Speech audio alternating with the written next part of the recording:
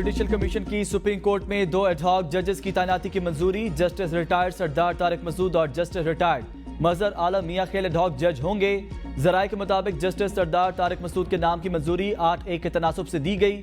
Justice Munib Akhtar ने justice सरदार तारिक मसूद की बतौर एडहॉक जज तैनाती पर इख्तलाफ किया। जस्टिस मजहर आलम मियां खेल के नाम की मंजूरी 6-3 के तनासुब से दी गई। बतौर एडहॉक जज तैनाती 1 साल के लिए की गई। जस्टिस मजहर आलम मियां खेल से दोबारा रजामंदी के बारे में पूछा जाएगा।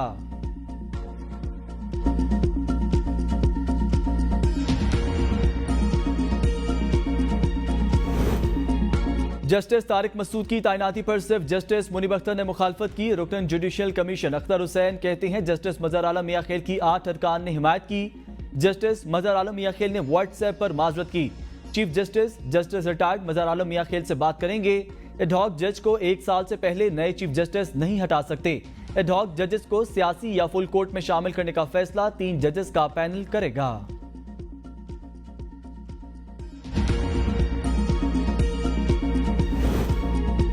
एडहॉक जजेस तकर्री की तजवीज उसी दिन आई जब सुप्रीम कोर्ट ने मखसूस नशिस्तों पर पीटीआई के हक में फैसला दिया।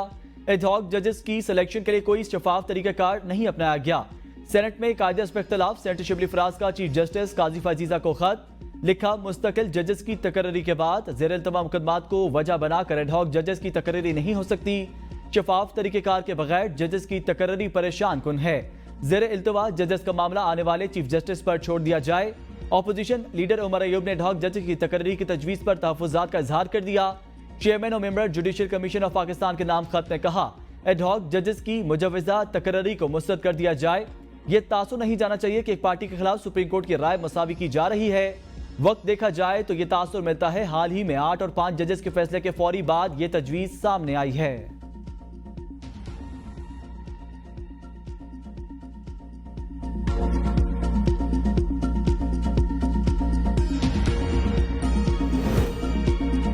इलेक्शन कमीशन किसी किस्म के दबाव को खातिर में ना लाए तो आईन और कानून के मुताबिक काम जारी रखेगा।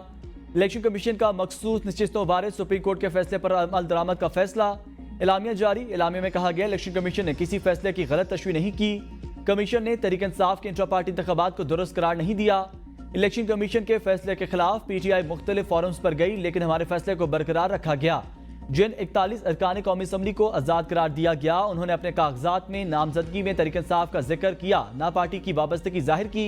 तहरीक इंसाफ उस केस में ना इलेक्शन कमीशन में पार्टी थी, ना पेशावर हाई कोर्ट में और ना ही सुप्रीम कोर्ट में। इलामिया में कहा गया अगर सुप्रीम कोर्ट के फैसले के किसी नुक्ते पर अमल दरामद में रुकावट है तो फौरन निशानदही करें। रुकावट की सूरत में मजीद रहनुमाई के लिए सुप्रीम कोर्ट से रुजू किया जाएगा। कमीशन से इस्तीफे का मुतालबा मज़हका खेज है। सियासी जमात की तरफ से चीफ इलेक्शन कमिश्नर को निशाना बनाने की भी मज़म्मत की जाती है।